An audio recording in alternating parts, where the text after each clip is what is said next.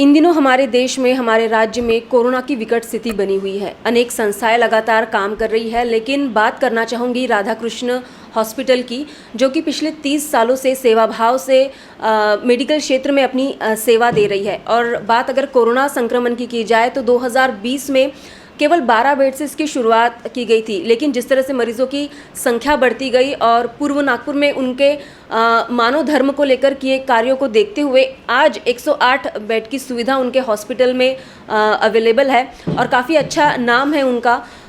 इस वक्त हमारे साथ राधाकृष्ण हॉस्पिटल के प्रेसिडेंट गोविंद पोद्दार, जिन्हें हम प्यार से बाबूजी भी कहते हैं, इस वक्त हमारे साथ मौजूद है।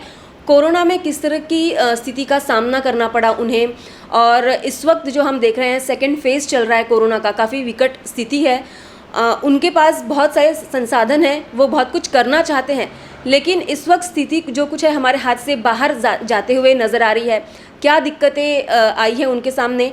उम्र के एक पड़ाव पर इस वक्त बाबूजी पहुंच चुके हैं, लेकिन कोशिश उनकी कम नहीं रहती है। 24 घंटे वो काम करते हैं और उनका ध्यान इसी पे रहता है कि किस तरह से रोगियों को पूरी तरह से सेवा दी जाए, और इस उम्र में भी इनकी ये कोशिश जारी है। तो क्या दिक्कतें उन्हें आ रही है इस कोरोना के फेस में, इस पूरे बात पर हम डिटेल में जानकारी लेंगे। सबसे पहले बाबूजी नमस्कार। जैसे कि हम काफ़ी बड़े लोग इस फील्ड में, हम तो नए हैं, काफ़ी बड़े लोग कहते हैं कि 30 सालों से जो है चिकित्सा क्षेत्र में आपका काम लगातार जारी है। आज उम्र के इस पड़ाव में भी आप एक नौजवान जैसे आप एक्टिव हमें नज़र आते हैं। तो क्या बताएंगे इस वक्त जो स्थिति बनी हुई है, आप काफ़ी नज़दीकी से देख रहे हैं इस वक्त कोरोना की स्थिति को, क्या कहेंगे आप? देखिए, राधाकृष्ण हॉस्पिटल एक कार्यकर्ताओं का संगठन है। ये कार्यकर्ताओं के कारण ही हॉस्पिटल चलता है। मैं अकेला कुछ भी नहीं हूँ। हमारे राधाकृष्ण हॉस्पिटल में हमारे वाइस प्रेसिडेंट रामदत्त जी गोयल, हरीश जी अग्रवाल, सेक्रेटरी डीसी खुंगर, फिर रतन जी अग्रवाल और कन्हैयालाल जी मानधना जी, शिव बाबू गुप्ता, पवन पोद्दार, ऐसे हम लोगों का एक रात दिन टाइम देते हैं।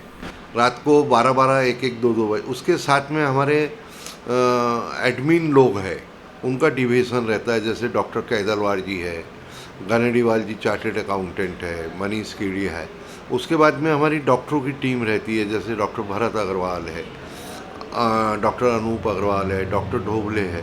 सैकड़ों की तादाद में नर्सें होती है, 2500 आरएमओ होते हैं, 2500 टेक्नीशियन होते हैं और 2500 सैकड़ों वार्ड बॉय, मौसी होती है। इस प्रकार ये एक टीम वर्क में काम होता है। कई बार आप लोग मेरे को पूछते हैं कि बाबूजी आप कर रहे हैं। मैं कुछ नहीं कर रहा हूँ, मैं सबको समन्वयता कर रहा हूँ, और समन्वयता ही सफलता की निशानी है। आज अपन कोविड में बात कर रहे हैं। जब 2020 में कोविड आया तो उस समय भी हमारे यहाँ समन्वयता नहीं हो पाई ऊपर के लेवल पे, ऊपर यानी शासकीय लेवल पे। इसलिए हमारे यहाँ एकाएक डिसीजन हुए, चेंज हुए। तो और ये बीमारी में हमको बहुत ज़्यादा नुकसान हुआ।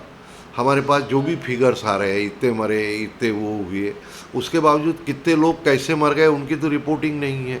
खैर, जो भी स्थिति रही, 2020 में जब कोरोना इंडिया में आया तो 3 महीना जो भी हमारा वातावरण कंट्रोलिंग में गया, उसके बाद में एकाएक हमको रातों रात ऑर्डर आया कि तुमको 12 बेड, हम उनसे महीने भर से परमिशन मांग रहे कि कोरोना को प्राइवेट में लाइए, फिर एकाएक बोलते 12 बेड चालू करना है। वही प्री तैयारी रहे तो काम का बढ़ाना आसान होता है। फिर हम उस समय 80 बेड तक हमने बढ़ाए, रातों रात मशीनें ली, रातों रात डॉक्टर्स कोऑर्डिनेट किए, नर्सेस कोऑर्डिनेट की। अभी प्राइवेट सेक्टर में और एनजीओ सेक्टर में क्या हुआ कि नर्सेस, डॉक्टर ये सब डबल ड्यूटी कर रहे हैं। तो डबल ड्यूटी करने से उनको ओवर टाइम है या एक्स्ट्रा इंसेंटिव मिल रहा है, तो उनको स्वाभाविक पैसे का भी रिटर्न मिल रहा है, पर उनकी जो जान की बाजी लगा के काम कर रहे हैं उसको मैं हेल्थ केयर डॉक्टर्स, नर्सेस कहूँगा। उसके कारण ये हमारा देश, हमारा राज्य और नागपुर बचा हुआ है। पर आज जो सेकंड लहर की तस्वीर सामने है, मेरे ख्याल से आज तक हिंदुस्तान ने या महाराष्ट्र ने या नागपुर ने, ट्रेलर देखिए, ये फिल्म की शुरुआत अभी हुई है। उसका कारण बता रहा हूँ मैं। सबसे बड़ा प्रॉब्लम है कि हेल्थ केयर वर्कर्स की लिमिटेशंस है, बेड्स की लिमिटेशंस है, आईसीयू की लिमिटेशन है।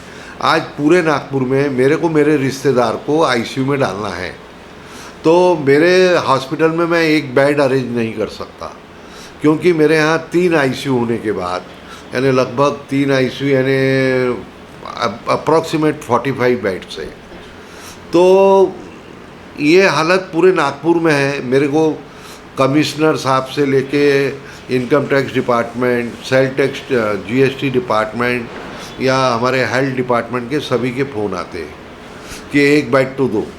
तो सबसे बड़ी बात, इमरजेंसी के अंदर हमारी स्थिति नगण्य हो गई है। उसके बाद में सेकंड लेवल आता है सेमी आईसीयू। सेमी आईसीयू के अंदर भी हालत ख़राब है। जितने बेड हमारे पास खाली होते हैं उससे ज़्यादा पूरे नागपुर में भर जाते हैं। अभी उससे बड़ी तकलीफ़ ये है कि ऑक्सीजन हमारे यहाँ बनती नहीं, कोई हॉस्पिटल में ऑक्सीजन बनती नहीं। हमारे यहाँ ऑक्सीजन नहीं मिलती तो हमने इधर से उधर से हमारी ट्रकें लगा के बुला लेते हैं। उस दिन हम ऑक्सीजन लगभग 14 घंटे की स्टॉक रखते हैं। होली के दिन हम 1 घंटे पे आ गए। अब वो 1 घंटे ऑक्सीजन की लिंक टूट जाती तो हम शायद क्या होता हम बता नहीं सकते। पर हमने बहुत एफर्ट्स लगाया और ईश्वर ने साथ दिया और हमने 200 रुपये की गैस मार्केट में बोलना नहीं चाहिए, पर मैं खुले रूप से बोलूँगा कि हमने रातों रात 300 रुपये में दूसरी कंपनी से माल लिए। 200 के 300 देना भी हमको हरकत नहीं। वो हमारे साथ कंडीशन करने लगा कि हमको इतना डिपॉजिट देना पड़ेगा, पर हमारे पुराने सप्लायर रुक्मणी मेटल्स ने हमको बहुत बड़ा साथ दिया। अब ऑक्सीजन का हमने कैसे भी मैनेज कर रहे। अब इसमें सबसे बड़ा इलाज में रेमडेसिविर इंजेक्शन लगता है। हम 5 डिस्ट्रीब्यूटरों से माल ले रहे हैं, 5 डिस्ट्रीब्यूटर ने हमको अभी तक 5 दिन से माल नहीं दिया। हमारी औकात तो डिस्ट्रीब्यूटर लेवल पे, क्योंकि रात दिन माल लेते हैं। सब बोलते माल ही नहीं आ रहा है। तो इसकी उच्च स्तरीय कंट्रोल हमारे नागपुर कॉरपोरेशन ने इमीडिएट लेना चाहिए। यह मैंने सबको लेटर भेज के रिक्वेस्ट किया है। तो देवेंद्र फडणवीस साहब ने बहुत बड़ा इंटरेस्ट लिया है। स्वास्थ्य मंत्रालय मैंने दिल्ली को लिखा है, यहाँ के यदि हमने सब सुविधा दे दी, रेमडेसिविर ये संजीवनी फॉर कोरोना पेशेंट्स, यदि वो हमारे पास नहीं रहेगा तो हम जवाबदार नहीं हैं और हम बोर्ड लगा देंगे कि दवाई न होने से ये हॉस्पिटल में हम कोविड पेशेंट नहीं ले रहे हैं। पर जितने पेशेंट भर्ती है उसकी दवा तो उपलब्ध कराना हम सभी का काम है। बाबूजी, ऐसे में एक प्रेसिडेंट होने के नाते काफ़ी एक मानसिक तनाव आप पर भी आ जाता है। जैसे कि मैंने कहा कि 30 साल से जो आपने अभी तक नहीं देखा होगा आरोग्य क्षेत्र में, आप इतना बड़ा हॉस्पिटल चलाते हैं, लेकिन 2020 और 2021 के बीच में ये जो फेज़ देख रहे हैं, सेकेंड फेज़, और आपने कहा कि दिन जैसे बीतेंगे काफ़ी गंभीर स्थिति आ जाएगी। ऐसे में जब 108 आपके पास बेड अवेलेबल है, इतने पेशेंट्स आपके पास है, और ऐसी अगर कोई दवाई अगर टाइम पे उपलब्ध नहीं होगी तो जैसे कि जिम्मेदारी किसी और की, जैसे आपने शासन पर किया है, लेकिन क्या कहेंगे, मतलब बहुत असमंजस करने वाली स्थिति आ गई है इस वक्त। पैसा होने के बावजूद भी, इतना बड़ा इंस्टीट्यूशन चलाने के बावजूद भी कहीं ना कहीं हम अपने आप को नाकाम समझ रहे हैं। इस फेलियर के बारे में क्या कहेंगे आप? देखिए, अभी मैं हमारे समन्वयता के लिए एक समन्वयता टीम होना चाहिए, जो हॉस्पिटल सेवा दे रहा है वो, और एक शासकीय। इसमें जो मीडिएटर लोग, कुछ लोग दवा उपलब्ध नहीं करा रहे हैं। हमारे यहाँ डेडिकेटेड शासकीय व्यवस्था है, जो बेचारे दिल दान से, जैसे कि मैं हमारे नागपुर कॉरपोरेशन में कुछ कमिश्नर लेवल के लोग, जलद शर्मा है, शर्मा जी है, ये सब डेडिकेटेड लोग हैं। तो समन्वयता का एक ग्रुप होना चाहिए। उसके अंदर जो भी प्रॉब्लम है उसको उन्होंने उस दिन ऑक्सीजन जमा के दी थी 50 सिलेंडर। वैसे रेमडेसिविर के लिए भी हमने उनको मैसेज डाला है। तो ये लोग कुछ भी लेवल पे एक इमरजेंसी व्यवस्था तो कर सकते हैं। इमरजेंसी व्यवस्था के बाद में जो आने वाली स्थिति है, ये कहाँ कैसी फैलोर होगी, इसकी फिल्म आज से दिखना, नागपुर की मैं बात करूँगा, विदर्भ की बात करूँगा और महाराष्ट्र की बात करूँगा। ये फिल्म यानी डेंजर फिल्म, ये आज से स्टार्ट हो चुकी है। भयानक स्थिति बन चुकी है। इसको कैसे कंट्रोल हो, इसमें इमीडिएट स्टेप उठाना हमारे यहाँ के सभी राजनीति सामाजिक कार्यकर्ताओं की है, हम लोगों के बहुत लिमिटेशन है, शासकीय ऑफिसरों की है। ये आवाज़ को उठाने के लिए हमारे यहाँ के पत्रकार बंधुओं की, न्यूज़पेपर न्यूज़ चैनलों की भी है, जिससे लोग में जागरूकता है। सबसे पहले खुद हमारे नागरिकों को सुधरना होगा, डिस्टेंस रखना है, सैनिटाइजिंग रखना है, अपने आप को कफ से बचाना है। और ये बीमारी बात करते करते पकड़ती है, ये बीमारी चलते चलते पकड़ती है। पहले वाली जो बीमारी थी वो इतने जल्दी नहीं पकड़ती थी, ये जो सेकंड फेस है इतना जल्दी पकड़ता है। इंडिया में रिकॉर्ड ब्रेक परसों हुआ है, यानी हमने 1 लाख को क्रॉस किया है, और जिसमें से कई स्टेट में अभी बीमारी नहीं है। और ये बीमारी सबसे ज़्यादा गाँव में है अभी, तो गाँव की रिपोर्ट ही नहीं आ रही है हमारे पास। मैं ये टोटो बात कर रहा हूँ। तो इसमें बहुत सावधानी कि बीमारी नहीं बढ़े।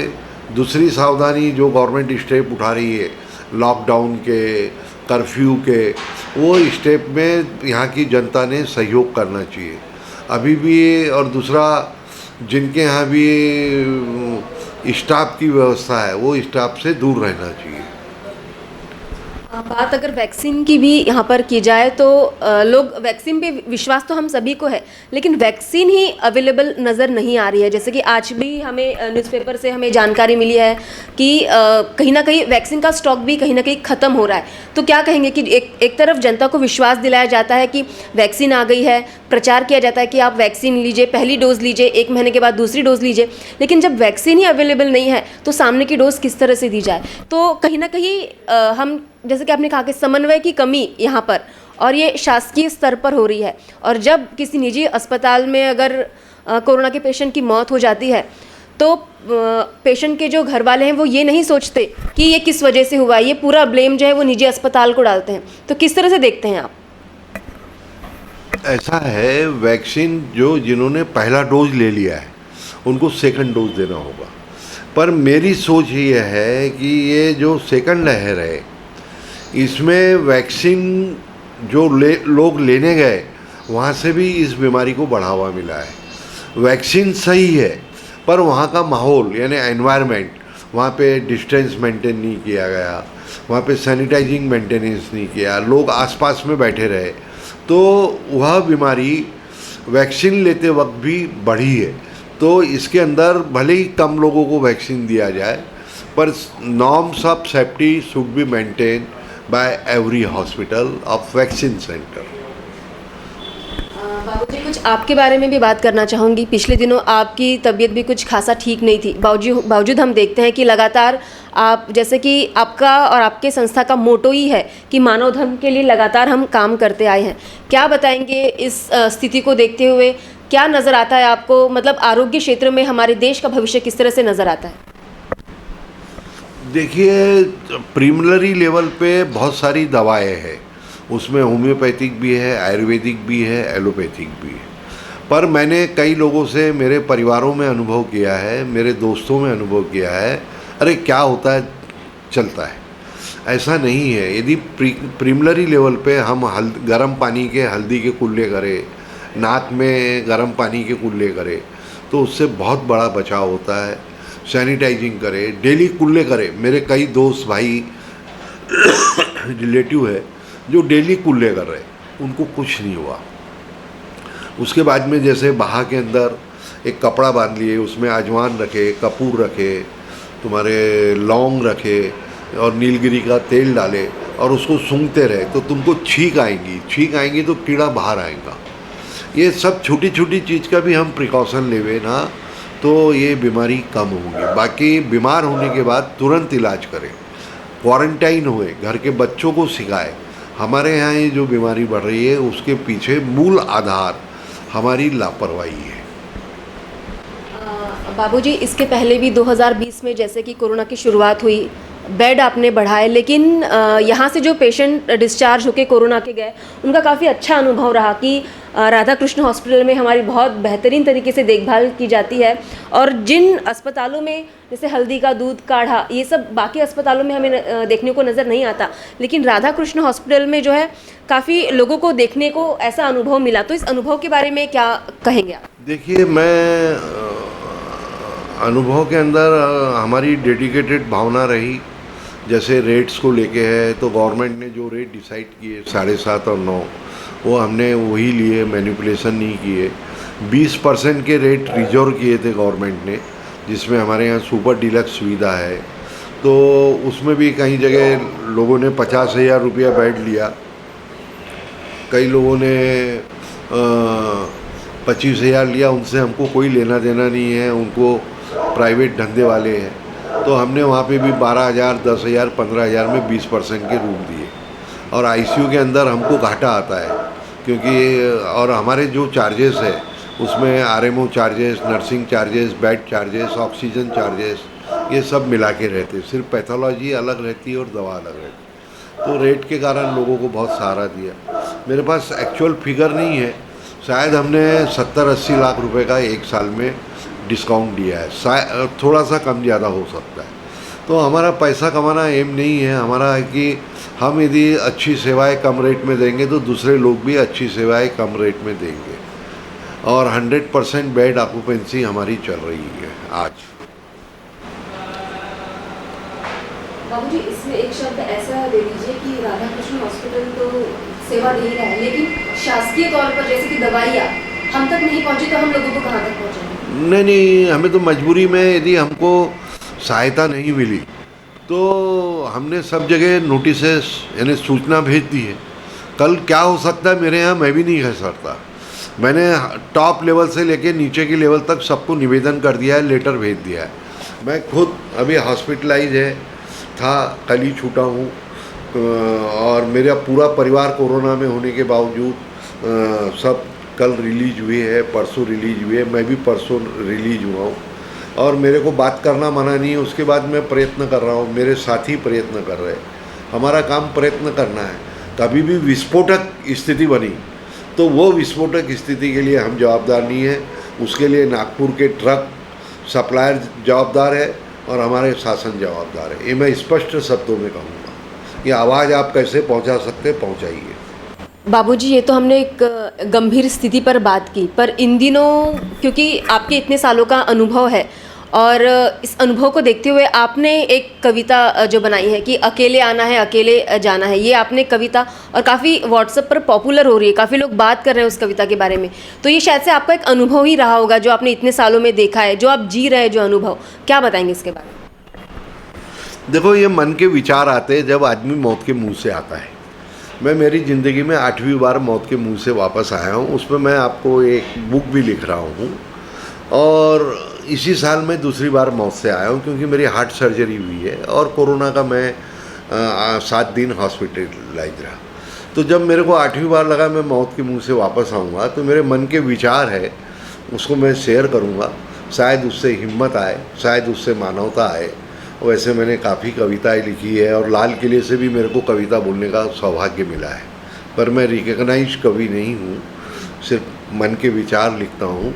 यदि आप सुनना चाहेंगे। आप अकेले आए थे, अकेले जाना है, किस बात का गरूर है भाई, मौत का तो सलीका बदल गया है। ना तुलसी, ना गंगा जल, ना किसी के कंधे का सहारा, ना कोई विश्राम, ना राम राम, ना घर वाले, ना यार दोस्त। इसी का नाम है कोरोना। जिनके लिए दुनिया से लड़े वो ना आगे खड़े ना पीछे खड़े, इसी का नाम है कोरोना। बस अब तो फुल पैकिंग होती है और डायरेक्ट शमशान घाट होता है। इसी का नाम है कोरोना, इसी का नाम है कोरोना। अजीब दौर आया है, जो बीमार है वो अकेला रहेगा, परंतु जो अब अकेला रहेगा वो बीमार नहीं होगा। तो मेरी सबसे प्रार्थना है, अकेले रहो, सेफ्टी में रहो। ये मेरे मन के विचार है। कोरोना है, घबराओ मत, उससे लड़ो। कोरोना की जंग हम सब मिलकर लड़ो सब। धन्यवाद। तो ये थे हमारे साथ राधाकृष्ण हॉस्पिटल के प्रेसिडेंट गोविंद पोद्दार बाबूजी हमारे साथ थे, जिन्होंने एक आखिरी में कविता बोली जो उनकी मन की बात थी और काफ़ी अच्छी बात बोली कि अकेले रहेंगे तो ही हम बच पाएंगे।